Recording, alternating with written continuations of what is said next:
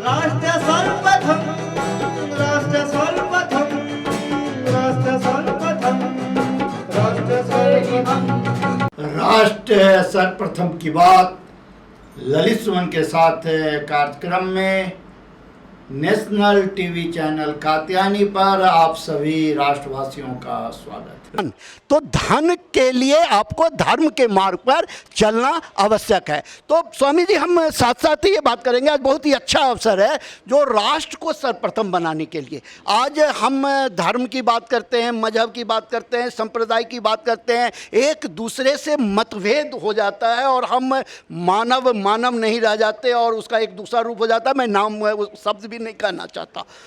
हम ये जानना चाहते हैं आपके माध्यम से और नेशनल टीवी चैनल कात्यायनी के माध्यम से संपूर्ण विश्व को बताना चाहते हैं, जो राष्ट्र को सर्वप्रथम बनाने में धर्म का जो स्वरूप होना चाहिए वो किस प्रकार का होना चाहिए। राष्ट्र को सर्वप्रथम बनाने के लिए पहले तो अथाह धन चाहिए सबके पास, सबसे पहले, और शरीर आपका निरोग होना चाहिए, तन आपका ठीक होना चाहिए, मन आपका इतना मजबूत होना चाहिए, शांत होना चाहिए, आनंदित होनी चाहिए कि धन आपको विचलित ना करे। अर्थात धन आ गया, अरबों रुपये आ गया तो आपको कुछ ना हो।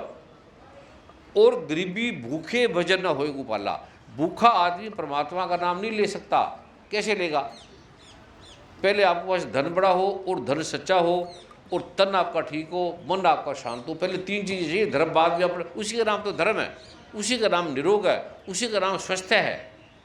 ये कैसे जाना जाएगा ये आप 10 मिनट में जान सकते हो, कोई ज़्यादा टाइम नहीं लगेगा, ये समझ लोगे।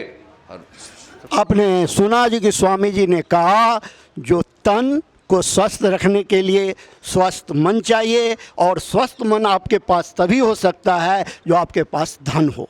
और जब धन आएगा तो आप राष्ट्र के लिए भी सोचेंगे और आप आगे मानव कल्याण के लिए, मानवता के लिए भी सोचेंगे। स्वामी जी, आपने तो संपूर्ण विश्व का भ्रमण किया है और भारत की संस्कृति और सभ्यता से तो आप रूबरू से परिचित हैं और आपके ऊपर माता की साक्षात कृपा है। जब आप माता के मूल मंत्र का जाप करते हैं और उससे शुरुआत करते हैं, जिससे शक्ति, जो माता जो है शक्ति की जो करता है जो उपासना, तो माता उसके ऊपर कृपा करती है। तो आपके ऊपर तो साक्षात नारायणी का कृपा है और आपके जिह्वा पर बैठकर माँ सरस्वती सत्य स्थापित करती है। तो ये आज की इस व्यवस्था में मनुष्य कैसे अपने आप को इन झंझावट से बचा कर करके धर्म के मार्ग पर चल सके, ये जरा बताइए। आराम से चलेगा, आराम से। जब आपकी अभी हमारे पास आंख दिख नहीं रही, हम डंडा लेके चल रहे हैं, भटकती है। जब आपकी आंख खुल जाएगी तो आपको डंडे की जरूरत नहीं, लाठियों की जरूरत ही नहीं ना, आप सीधे चलोगे। आपको इस तत्व का ज्ञान होते ही, जो वेद में लिखा है, क्योंकि वेद से अच्छा संसार में कुछ नहीं, दुर्गा से बड़ा कोई नहीं। दुर्गा ने, जिसने ब्रह्मा विष्णु महेश को पैदा किया, पृथ्वी अग्नि जल वायु, किसी ग्रंथ में लिखा है कि मैंने चंद्रमा सूर्य तारे बनाए, पृथ्वी अग्नि जल को पैदा किया। केवल गीता में भगवान श्री कृष्ण ने कहा है, ये दुर्गा माँ ने कहा है।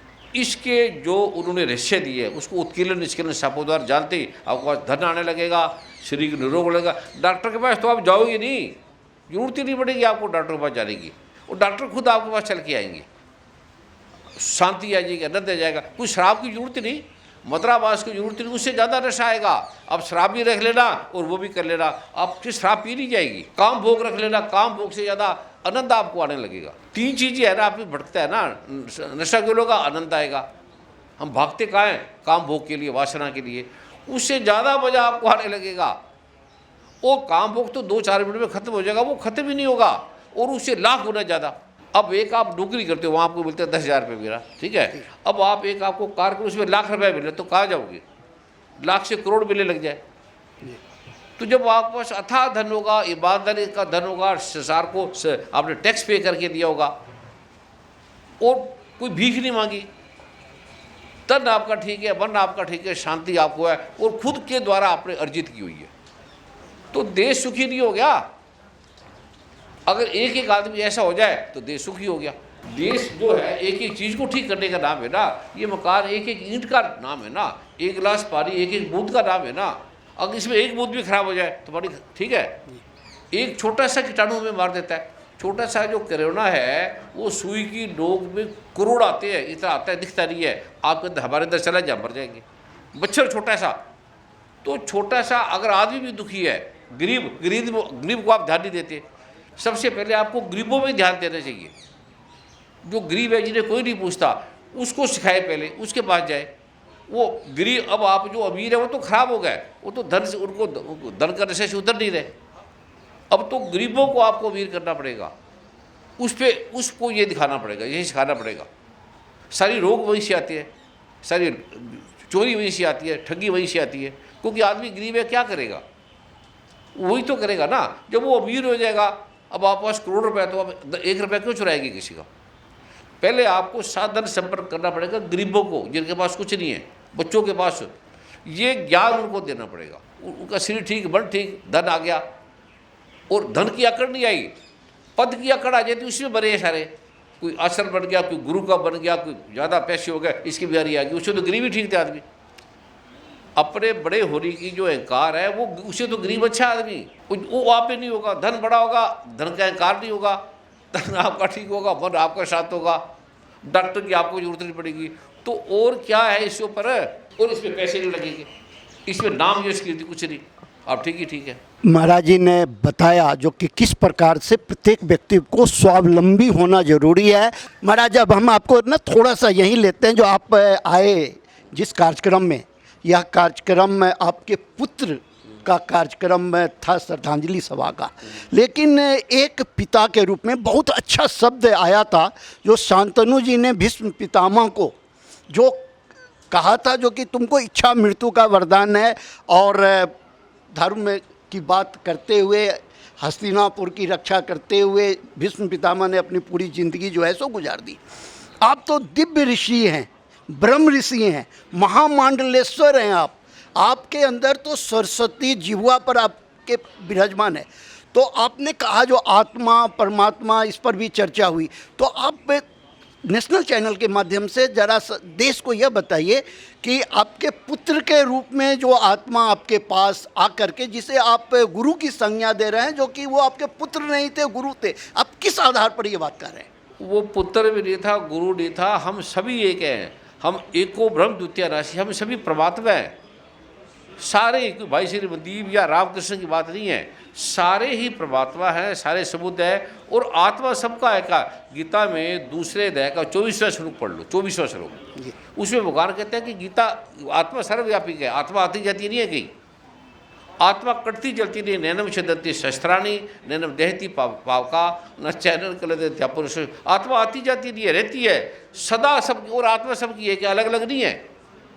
गीता की आप खुद ही पढ़ लो, दूसरे अध्याय का 24वां श्लोक पढ़ लो, सब जगह है। दूसरे अध्याय का 24वां श्लोक ये पढ़ लो, ये लिखा तो पढ़ लो, पर जानते नहीं हो। फिर आपको मैं आत्मा का ज्ञान दूंगा, ये आत्मा है, ये परमात्मा है, बस आपका दुख खत्म हो गया। तत्विधि प्राणी पाते परिप्रशन सेव्या, ये जानते ही आपकी रोग खत्म हो गई, बीमारी ठीक होगी। ये जब मेडिकली ढंग से डॉक्टर कहेंगे तेरा बीपी ठीक हो गया, अभी ये बीमारी ठीक होगी, तो फिर दवाई लेंगे। डॉक्टर ही कह देंगे अब तेरा ठीक है। स्वामी जी, आपने तो संपूर्ण विश्व को एक विज्ञान के माध्यम से, जिस पर विज्ञान जीत का दावा करता है, अपने धर्म के माध्यम से विज्ञान को यह बताने का काम किया है, जो कि भारत की जो संस्कृति और सभ्यता है, जो सनातन है, भारत के जो वेद हैं, अपने चारों वेद का जिक्र करते हैं। चारों वेद के माध्यम से बड़े बड़े डॉक्टर को आपने यह संदेश दिया है, जो धर्म के माध्यम से इलाज हो सकता है, व्यक्ति निरोग हो सकता है। तो इसकी प्रेरणा आपको कब मिली, कैसे मिली, यह आप नेशनल टीवी चैनल कात्यायनी के माध्यम से देशवासियों को देने का कष्ट। अभी आपके सामने डॉक्टर साहब बैठे, ओबराय, डर्मेटोलॉजिस्ट है, ऑल इंडिया मेडिकल की, राष्ट्रपति के डॉक्टर है। इनको आप ही बीमारी थी, वो सारा भरा हुआ था शरीर, और 10 मिनट में ठीक हो गया, और दोबारा हुआ नहीं। ये 90% लोगों को है। ये जो डैंड्रफ है, फंगल है, ये इसी से सब कीटाणु, हमारे जो हाथों धोते हैं ना हम, अब बालों को नहीं धोते, तो बालों की जड़ों में वो फंगल खून के द्वारा मिल जाती है। वो किडनी खराब करते हैं, लीवर खराब करते हैं, वो आपका सारा की फ्री खत्म हो जाएगी। आपको लाइव ये डॉक्टर साहब खुद दिखाएंगे, ये आपके फंगल है, ये इन्फेक्शन है। 99% लोगों को फंगल इन्फेक्शन से रोग हो रहे हैं, वो आपके खत्म हो जाएंगे। वो आपकी समस्या का समाधान हो जाएगी। टेंशन ठीक, चिंता ठीक, पैसा आने लगेगा, काम आने लगेगा। और ये केवल भारत की संस्कृति में, और कहीं नहीं है, भारत में। आप इस इंटरव्यू जो कि अभी नेशनल टीवी चैनल, आप अपने कुछ ऐसे दिव्य विचार कोई मंत्र, कोई संदेश से समाप्त करना चाहेंगे? अपना जो भी है वो सारा गलत है, अपने मंत्र अपने विचार ही गलत है। जो भगवान ने गीता में कहा, जो वेद में लिखा, उसके बिना सारा ही गलत है, वही ठीक है केवल, जो उसको समझ लो बस।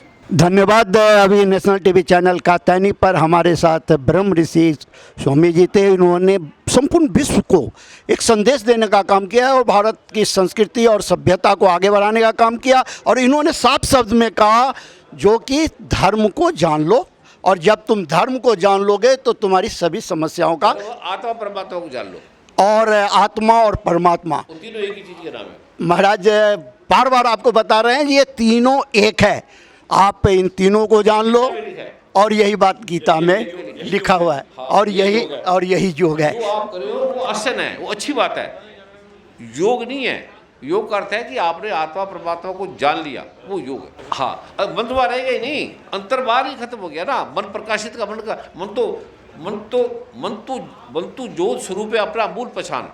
मन जब मन ने उस तत्व को जला कि मन वह है ही नहीं, अंधेरे ने सूरज को जान लिया तो अंधेरा कहाँ रहा, वो सूरज हो गया। मन तो वहाँ रहेगा, मन तो वह काम ही नहीं ना। नहीं, मन तो परमात्मा हो गया खुद ही। मन बुद्धि भगवान ने जब बोला कि 8 चीजें मेरी निकृष्ट है, पृथ्वी, अग्नि, जल, वायु, आकाश। गीता के 5वें अध्याय का 2, 4 श्लोक पढ़ लो। मेरी 8 प्रकार की सबसे घटिया चीज मैंने बनाई है। पहला पृथ्वी, फिर अग्नि, फिर जल, फिर वायु, फिर आकाश, फिर मन, बुद्धि और अहंकार। ये मेरी सबसे घटिया चीज है जिसमें अकड़ रहे हैं। इसके पार मैं हूँ, परा, वो आपको बतानी है। 10 मिनट का काम है वो। जब कोई आप कहेंगे मैं आपको बता दूंगा। वो हिंदू धर्म का उसे लेने देना नहीं है। आत्मा सबकी पहली बात तो कोई कहता आत्मा वहाँ जाएगी, आत्मा कहीं आती जाती नहीं, गई नहीं, वो जा ही नहीं सकती। जब कट नहीं सकती, जल नहीं सकती, आत्मा सबका एक है, सर्वव्यापी है। ये वेद में लिखा है, गीता में लिखा है, गुरु ग्रंथ साहब में लिखा है। आप जिन्हें आत्मा और भाई के रूप में संदेश दिया है, तो अगर हम आज इस व्यवस्था में उलझे हुए हैं, ये 5 जो है पृथ्वी, वायु, आकाश और फिर अहंकार, जो आपने 8 बातें कही, मैंने नहीं की, गीता में लिखी है। हाँ, गीता में भगवान श्री कृष्ण ने कहा, और आज आप संदेश दे रहे हैं अपने माध्यम से, तो इससे आदमी दूर कैसे हो, इसके बारे में जानकर कैसे जाना जाए? ये जब आप कहेंगे मैं बता दूंगा आपको।